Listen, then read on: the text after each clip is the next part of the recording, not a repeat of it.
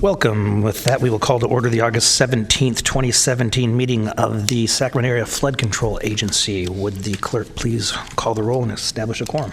Thank you. Matt Conant, Nick Abdus, here. Tom Barandis, here. Brian Holloway, here. Cyril Shaw, Angelique Ashby, here. Jeff Harris, here. Rick Jennings, here. Sue Frost, here. Don Natoli, Susan Peters, here. Patrick Kennedy, here. Phil Cerna. Here. We do have a quorum. And would you join me in the Pledge of Allegiance? I pledge allegiance to the flag of the United States of America and to the republic for which it stands, one nation, under God, indivisible, with liberty and justice for all. Good afternoon, ladies and gentlemen. This meeting of SAFCA is being broadcast live and will be cablecast without interruption on Metro Cable 14 and will be re-aired on Saturday, August 19th at 2 p.m. This meeting is also webcast at www.sacmetrocable.tv, and streaming video of the board meeting is available on SAFCA's website within 48 hours after the meeting. Members of the audience wishing to address the board should fill out a blue speaker form located on the lectern and bring it to me. When addressing the board, please identify yourself for the record and speak directly into the microphone. Thank you. Thank you. With that, we have first on the agenda is public comments. I don't see any cards. I do not have any. We have none. Is there anybody in the public that would like to make a comment? Nope. Then we will move on to public hearing. Public hearing, item 1, resolution number 2017067, adopting the recommended fiscal year 2017-18 budget. Mr. Campbell. Good afternoon. Jason Campbell, Deputy Executive Director. Chair Kennedy and members of the board, this is our third discussion regarding the budget and hopefully the final budget. Today we have the public hearing for our government code required adoption of the fiscal year 17-18 budget. Today the budget has a few small changes, small in the actual process, but the numbers look like they're a little bit different. Just wanted to bring that to your attention so you're not shocked. When we get to the next few slides regarding the total appropriations, I'll explain what the difference is. So again, this will be the third time we've seen this. The SAFCA budget assumptions include things such as priorities and schedules that we build our budget numbers based on. The assumptions, hopefully we won't see any changes in those priorities in that, or the schedules, as well as we don't want to see any changes in our many different codes and other responsibilities that are brought to us from others, such as the federal government or the state. So the ULDC, ULOP, and FIP, we want to see status quo with those as we move forward through the fiscal year. On the SAFCA revenue side of things, the revenue assumptions that we have are built around our EIP and UFR state programs. These are agreements that we have with our state partners, as well as we have a development impact fee where your board has adopted that fee program, and we anticipate that there is a specific amount of fees that we would collect over the course of the year. So getting into the overall budget appropriations, this number of $113 million and change is actually a little bit different than what we presented in June. The difference is we had $159 million in this number as we were holding over. The difference is the bond proceeds that we collected in the prior fiscal year have now been placed in restricted reserves. So in other words, we've invested a significant amount of money into those reserves. So that way we're collecting or earning some interest over time. So the budget for you today includes fund balances of about $55.3 million from prior fiscal year. We have a reserve release in the 325H budget, which is our CCAD 2 budget. So that's us drawing from that bond proceeds in order to make sure that we have enough money to fund our projects and other efforts. We anticipate about $48 million in revenues, with our expenses in the $116 million range. And then we have some intra-fund transfers, which also makes that 113 a little different than what we showed. We had $98 million on that line in prior discussions. And then again, we have $19 million, $19.4 million that we are making provisions for reserves in the various funds, and we'll get to that in just a second. So again, $113 million is a little bit different than last time. However, the overall expenditures and whatnot are basically the same. So getting into the sources by fund, we are required to bring forward a budget that identifies the sources and uses. So on the sources side, you can see each of the available fund balances for each of the different funds that SAFCA has. The projected revenues by fund is also presented. And again, in 325E, we have a change where we are extinguishing, I guess, the Consolidated Capital Assessment District Fund, because it's being replaced by the Consolidated Capital Assessment District number 2 fund.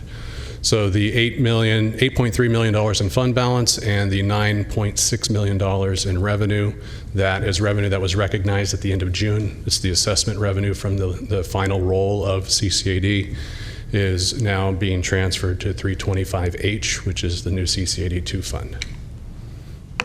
As we talk on the expense side, again, 10.9, roughly $11 million for our operations and maintenance fund. That includes our salaries, our rent, our things that we have to run our operations that aren't necessarily specifically related to capital improvements. So this is our general fund again. You can see the 17.9 correlates with the previous slide where we had the fund balance and the revenue. That shows up as an expense, even though it is an internal operating transfer out to 325H. And, sorry about that. The development impact fee, we've got expenses at $6.9 million. And then, of course, the 325H fund, we have $80.5 million, of which the majority is capital program expenditures. So the changes since June, just to kind of recap, we had a recommended available fund balance that is now $55 million difference, primarily due to the investments that we have made in order to use the funds appropriately from our bond proceeds prior to them being expended on projects. We have an increase of revenue that we didn't anticipate. We thought it was going to roll over into the July timeline, but the state actually delivered on a check for nearly $6 million a month earlier than anticipated. So we captured that in the prior year. We have recommended revenues of $48 million.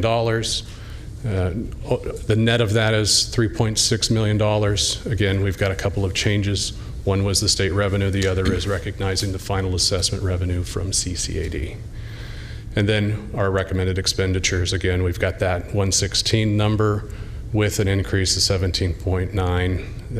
That 17.9 shows up as an expenditure, and it's truly just a transfer between funds.